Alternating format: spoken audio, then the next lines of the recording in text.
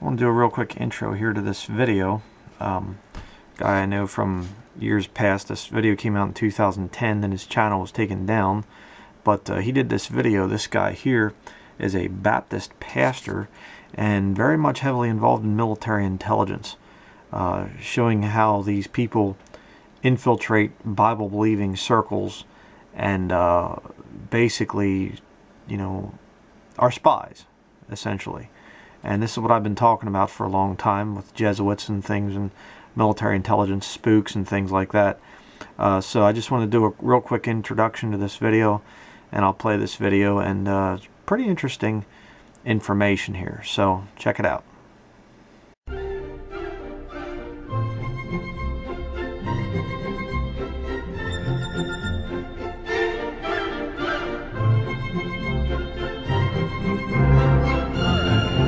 Paranoia video here. This photographer Ernst Withers doubled as FBI informant to spy on civil rights movement. Everybody thought he was marching with the king, up and down for civil rights, but in reality he was just spying for the FBI. Government infiltrated anti-war groups before FBI raids. Karen Sullivan had access to their bookkeeping, financial records, membership lists. She had a key to the office, and she was a spy for the government, while this group was basically just exercising their democratic rights to protest. Tension grows between California Muslims and the FBI after informant infiltrates a mosque. Now that's a religious congregation, and they sent an informant into that group to try to entrap people into admitting that they were terrorists or something. The guy made $177,000 being an informant, a lot of money, and it turns out that all the cases that he tried to develop were not true. This is a report by the Inspector General. It turns out FBI ignores informant rules. These are guidelines so that they won't cross the line with illegal activity, but it turns out almost 9 times out of 10 they are breaking the rules. In fact, this is the one, it says doctors and clergy are among the informants. In fact, lawyers, doctors, and clergy, they're supposed to keep their dealings with clients confidential. However, some of them are informants. FBI spokesman Ed Cogswell said the Bureau would not identify whether any of its informants are clergy or members of the media. We can use them, and if a need presents, I'm sure we do, Cogswell said, but we do not want to identify what our sources are. You could be talking to your pastor and find out that actually the guy is an informant. And back, at the time when the government files some report against you, some indictment, and then you'll realize.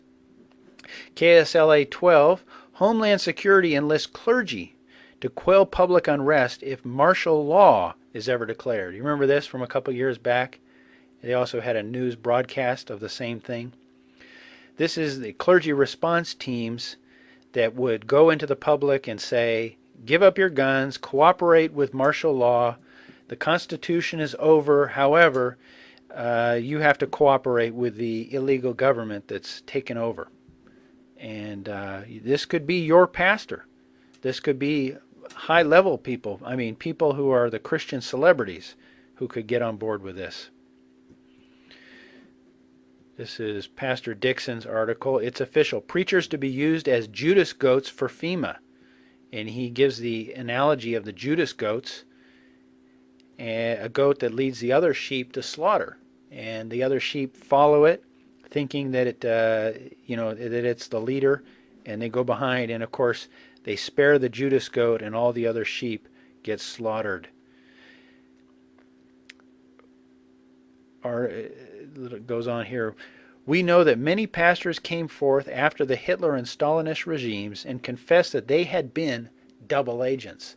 While they had served their congregations in their pastoral duties, they at the same time served their socialist and communist masters as spies on their own flocks. We now have the well-established documentation that a communist was the senior pastor of the First Baptist Church of Moscow, and associate pastors who were communists served communion, baptized converts, and performed marriages. Why should we be surprised that they have infiltrated even our fundamentalist Baptist churches here in America? That's kind of scary. That's scary to think about our government doing that. However, 9 times out of the 10, they're already breaking their own rules, and there seems to be the rationale that because of terrorism, all rules are off, and the government can do whatever it wants to fight terrorism. Orange County Register, Baptist pastor starting a new church in town. Now, news media doesn't normally give people good coverage, but they gave this guy glowing report in the media to begin his ministry. That's kind of the red flag at the beginning here. But turns out the guy is also a U.S. Air Force officer, or was. At the Defense Language Institute, he learned Persian, and that's where his wife is, who serves with him. And he was an intelligence officer. Built and managed a national award-winning Operations Security Program. Doesn't say what it was, or what the award was. It turns out the award was Deception Officer of the Year. He led anti-terrorism operations at a forward Middle Eastern air base after 9/11 and supported national-level intelligence operations. And it's in Texas, Maryland, and Idaho. So domestic anti-terrorism operations after 9/11. And everybody should know by now, hopefully, that 9/11 was a fraud, a false flag operation by our own government. This guy is a Deception Officer of the Year in the U.S. military during this time frame. In 2001, God started working in Pastor Gilkin's heart about serving in the ministry. So after 2001, he gets his ministerial degrees, a divinity degree, and he serves with the largest Bible-believing Baptist churches in the Northwest, Rick DeMichael's church.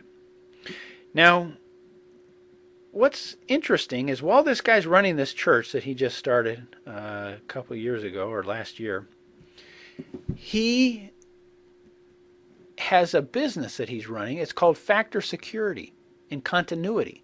Continuity means after everybody's on the FEMA bus or everybody died because of swine flu, he will help you. If you hire him as your consultant, he'll hire you. He will provide you the resources to keep your business operating. In other words, you can make a lot of money even after the swine flu has killed everybody. Our groundbreaking approach to security and business continuity transforms these functions from cost centers to vital parts of your bottom line success. Continuity. Now maybe he's just, running a business, and nothing wrong with a guy making money in a business, but this guy's a pastor at the exact same time he's doing this. They did an ad for a person that they wanted. They wanted to hire somebody. This is a listing on OS Info, Open Sources Information. I guess this is a ad that they were able to glean off something or other. The person they want has 10 years intelligence community experience, all phases of intelligence cycle, social engineering methodology and practice, human intelligence, and active security clearance, a plus for government contracts. So this guy has government contracts that he has in his Factor Security. Aaron Gelkin here, Factor Security has contracts with the government. And he's involved in human intelligence, and he's hiring people as analysts for him at his Factor company. Let's read his bio. Aaron Gelkin's the president, and it turns out he managed all aspects of the operations security process during his 12-year military career. Additionally, the Air Combat Command recognized Mr. Gelkin as its military deception officer in the year 2003. Military deception is part of public intelligence information. Military deception. What does military deception do? Deliberately prevents misleading information to adversaries or deliberately presents misleading information to adversaries to degrade the accuracy of adversary information. So he's lying to your adversary. Seek to give adversary decision makers a false sense of completeness about friendly forces or intention, may cause the adversary to misjudge the relevance of available information and misallocate operational or intelligence resources. Functions of MILDEC, that's military deception, causing ambiguity, confusion, or misunderstanding in adversary perceptions of friendly critical information. All this junk. Well, basically, they're just liars involved in scams against the public or whoever. Well, I don't want to say that the guy's a bad guy. I mean, my problem is the fact that he's running this defense institute, or this, what is it, a consulting company that obviously has some ties or going to make a lot of money when the pandemic hits or when the nuclear bomb goes off. The guy's going to be a very wealthy man with his business on the side. And then in the meantime, he's running what he calls a Bible Baptist church, and he's actively the pastor of it. He's got government contracts, high security, and he's involved with military deception, intelligence, and that's part of it is the psyops, is related to psyops. So when this whole thing transpires that they need the Judas goats, I mean, a guy like this would have a unique qualification to be at the head of the pack. I'm not accusing him of anything. I'm just presenting information that's public information that I got off the internet. And for all I know, the guy's a great guy, and he's just involved in some very suspicious activities and nothing more.